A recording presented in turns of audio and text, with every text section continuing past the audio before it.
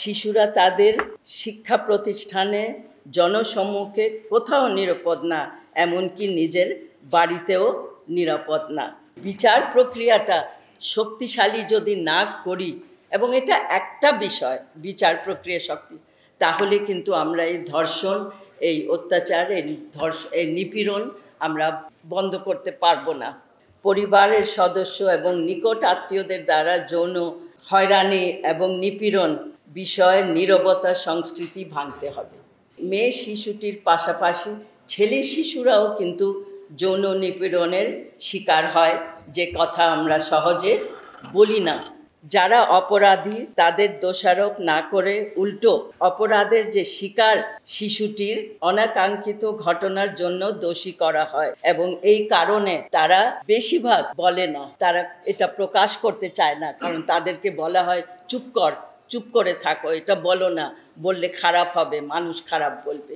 7ই March chips কিনতে নিয়ে প্রতিবন্ধী তরুণীকে সংবদ্ধভাবে ধর্ষণ করা হয়েছে। আরও 7ই মার্চ মানিকগঞ্জ গ্রামে বাড়িতে চাচাতো বোনের বিয়ের অনুষ্ঠানে যায় 3 বছরের শিশু ধর্ষণের শিকার হয়েছে। এরকম অসংখ্য ঘটনা আমরা দেখছি। 8ই মার্চে 3টা এরকম ঘটনা ঘটেছে। 9 মার্চ গাজীপুরে 8 বছরের শিশুকে ধর্ষণ করে ভিডিও করা হয়েছে। এরকম 10ই মার্চ 1, 2, 3, 4, 5টি ঘটনা। 11ই মার্চ সিলেটের বিশ্বনাথ 6 বছরের শিশু ধর্ষণের ঘটনায় শিকার হয়েছে। 11 মার্চ 4-5টা ঘটনা, 12 মার্চ আরও 4-5টা ঘটনা। এবং এই প্রতিবেদন আমরা লেখার পরে পরশুদিন লিখেছি, পরশুদিনই আরও 5টা এরকম ঘটনা ঘটেছে।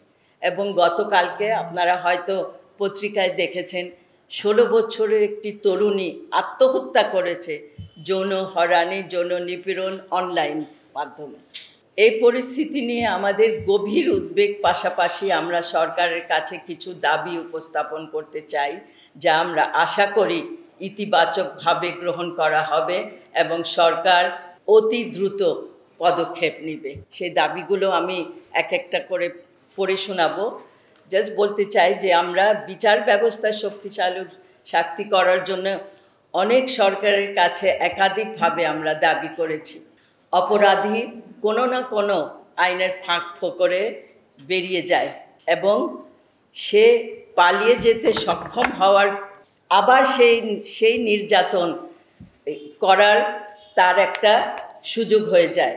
এর সবচেয়ে বেশি প্রমাণ আমরা দেখছি সম্প্রতিকালে 2016 সালে একটি 5 বছরের শিশুর নির্মম ধর্ষণ ঘটনায়, এবং অপরাধী যাবজ্জীবন কারাদণ্ড হয়েছিল।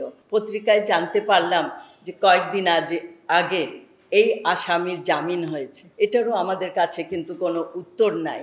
এরকম ঘটনা অন্য যারা অপরাধী তাদেরকে কি মেসেজ দেয় যে আমরা এই অপরাধ করতে পারি এবং আমরা বেঁচে যাব। এর জন্য আমরা সবসময় বলছি যে বিচার প্রক্রিয়াটা শক্তিশালী যদি না করি, এবং এটা একটা বিষয় বিচার প্রক্রিয়া শক্তি, তাহলে কিন্তু আমরা এই ধর্ষণ, এই অত্যাচার, এই নিপীড়ন আমরা বন্ধ করতে পারবো না।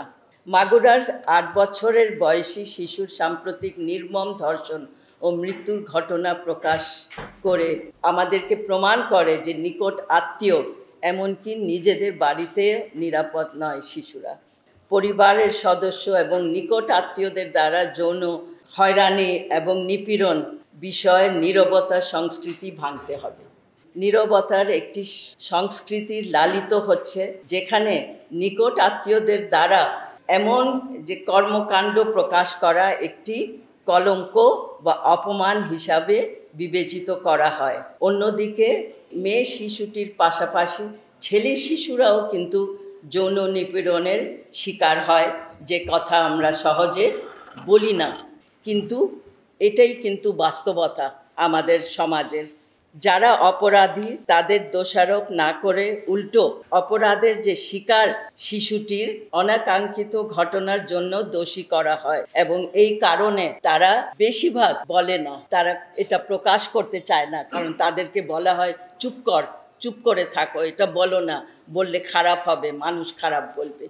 আমি আপনাদের সামনে এটাই বলতে চাই যে এই সংস্কৃতি, এই নীরবতার আড়ালে যারা পার পেয়ে যাচ্ছে, আমাদেরকে এটা নিয়ে কথা বলতে হবে, গণমাধ্যমের মধ্যে কথা বলতে হবে, আপনাদেরকে বলতে হবে, আমাদেরকে নাগরিক সমাজের যারা আমরা সদস্য আমাদেরকে বলতে হবে।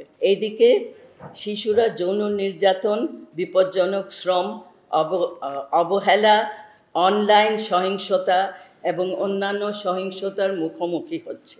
শিশুরা তাদের শিক্ষা প্রতিষ্ঠানে, জনসম্মুখে কোথাও নিরাপদ না, এমনকি নিজের বাড়িতেও নিরাপদ না। শিশু অধিকার বাস্তবায়ন অনেকগুলো মন্ত্রণালয় রয়েছে, বিশেষ করে 3টি, যেটা হলো শিশু বিষয়ক মন্ত্রণালয়, শ্রম মন্ত্রণালয় এবং সমাজ কল্যাণ। 3টি মন্ত্রণালয়ের সঙ্গে সংযুক্ত শিশুর নিরাপত্তা। এই মন্ত্রণালয়গুলো তাদের বিভিন্ন কাজে ব্যস্ত থাকার তাদের মধ্যে সমন্বয় অভাব দেখা যায়। মহিলা বিষয়ক অধিদপ্তর মতন শিশুদের জন্য কোনো আলাদা অধিদপ্তর নেই, যা শিশুদের সাথে সম্পর্কিত সমস্ত বিষয় সমন্বয়কারী সংস্থা হিসাবে কাজ করতে পারে। এই ধরনের পরিস্থিতিতে অন্তর্বর্তীকালীন সরকারের মহিলা বিষয়ক সংস্কার কমিশনের মতন শিশু বিষয়ক সংস্কার কমিশন প্রতিষ্ঠার যথেষ্ট প্রয়োজন রয়েছে বলে আমরা মনে করি।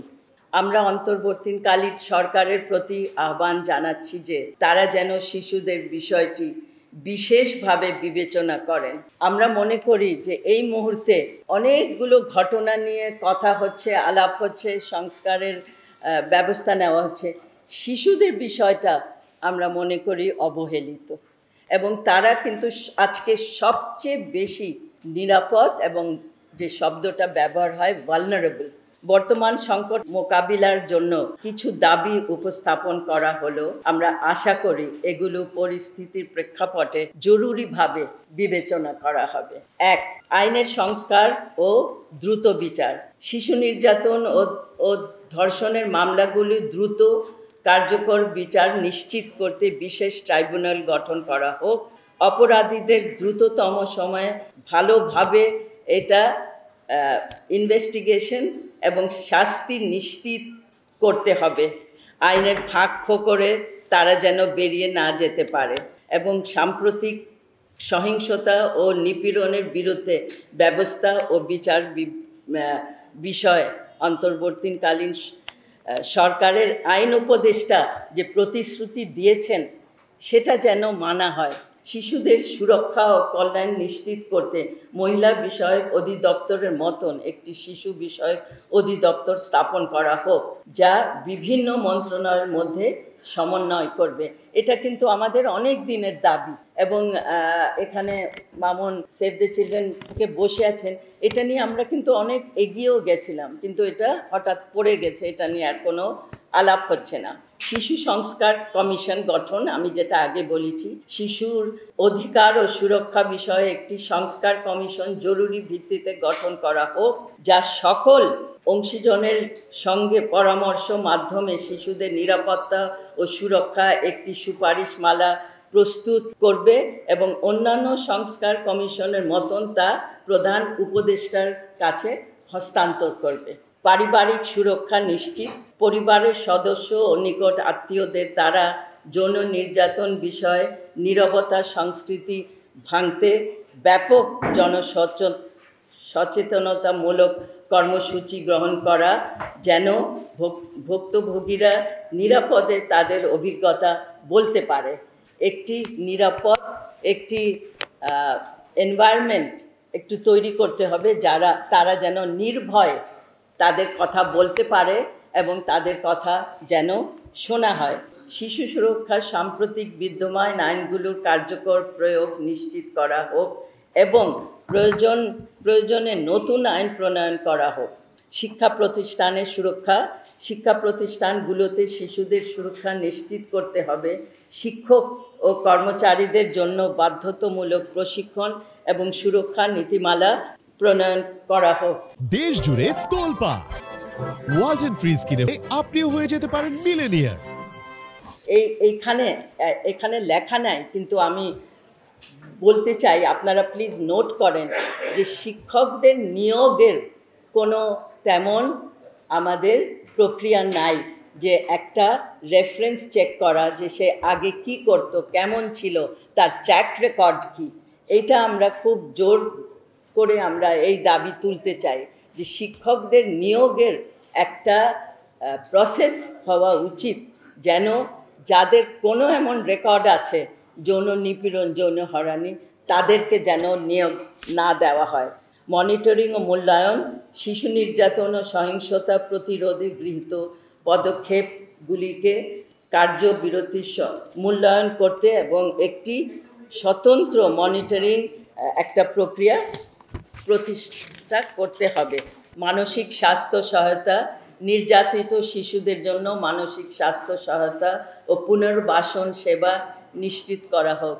এটা অতি জরুরি, কারণ একটি শিশু যখন নির্যাতনের শিকার হয়, সে মৃত্যুবরণ না করলেও সে যে বেঁচে থাকে তার কিন্তু ভালোভাবে বেঁচে থাকার কোনো উপায় থাকে না। সে সামাজিক নানান কারণে সে ভিকটিম হয়ে যায়। আইন প্রয়োগকারী সংস্থার সকল নাগরিক, বিশেষ করে প্রান্তিক ও ঝুঁকিপূর্ণ জনগোষ্ঠীর নিরাপত্তা নিশ্চিত করা এবং স্বচ্ছতা এবং জবাবদিহিতার মাধ্যমে জনগণের আস্থা পুনঃপ্রতিষ্ঠা করা। আমরা দেখতে পাচ্ছি যে সংস্থাগুলোকে দায়িত্ব দেওয়া হয়েছে শিশুর সুরক্ষা বা জনগণের সুরক্ষা, সেখানে একটা জবাবদিহিতার অভাব আমরা পাই। ভুক্তভোগীদের সহায়তা ব্যবস্থা শক্তিশালী ও সহজপ্রাপ্ত করা হোক, যার মাধ্যমে কাউন্সিলিং, আইনি সহায়তা ও পুনর্বাসন, তার সঙ্গে সঙ্গে আমি বলতে চাই তার স্বাস্থ্যের দিকেও আমাদের নজর দিতে হবে। তার অনেক বছর তার স্বাস্থ্যের সহযোগিতার প্রয়োজন হয়। স্থানীয় জনসম্পৃক্ততা, নিরাপদ পরিবেশ করতে কমিউনিটি নেতা, শিক্ষক ও অভিভাবকদের সক্রিয় সংলাপে যুক্ত করা হোক।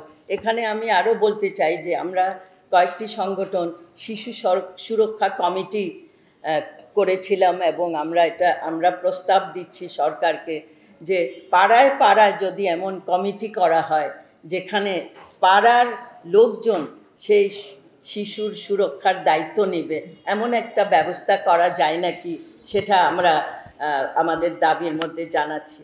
ঘটনার শিকার ও সাক্ষীর সুরক্ষা, সহিংসতার শিকার শিশুর পরিবার ও ঘটনার সাক্ষীদের জন্য সুরক্ষা ও আইনগত সামাজিক সুরক্ষা নিশ্চিত করা হোক। আপনারা সবাই জানেন এটা, যে কেস ফাইল করার পরে পরিবার কীরকম থ্রেট, কীরকম হুমকির মধ্যে থাকে, এবং অনেক সময় দেখা যায় যে তারা কেসটা ফিরিয়ে নেয় এই হুমকির মুখে। সেটা যেন না হয়। আমরা এই সব কথা বলছি যেন অপরাধীকে অপরাধের জন্য যেন শাস্তি দেওয়া হয়। আমাদের শিশুদের নিরাপত্তা ও সুস্থতা সর্বোচ্চ অগ্রাধিকার। তাদের নির্ভয়ে বেড়ে ওঠার জন্য একটি নিরাপদ পরিবেশ তৈরি করা আমাদের সকলের সম্মিলিত দায়িত্ব। আসুন আমরা একত্রিত হয়ে আমাদের শিশুদের প্রতি সহিংসতা নির্মূল করি এবং সমতা, সম্মান ও ন্যায় বিচার ভিত্তিতে একটি সমাজ গড়ে তুলি।